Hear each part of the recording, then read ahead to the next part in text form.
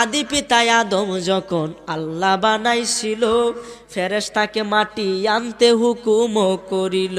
ওরে হুকুম পায়া এক ফেরেশতা মাটি আনতে যাই, ফেরেশতাকে মাটি দিল আল্লাহর দুহাই। ওরে দুহাই শুনে ওই ফেরেশতা ফিরিয়া আসিল, আরেকজনকে তখন আল্লাহ হুকুম করিল। এইভাবেতে ফেরেশতাগণ মাটি আনতে গিয়া দুহাই শুনে একে একে সব আসলো ফিরিয়া। অবশেষে মাটি আনতে আজরাইলকে পাঠাইলো, মাটির কান্দন না শুনিয়া ছিনিয়া আনিল।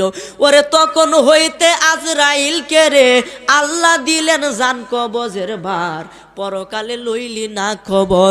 দুনিয়ার তামে এসাই পইরা রে, পরকালে লইলি না খবর।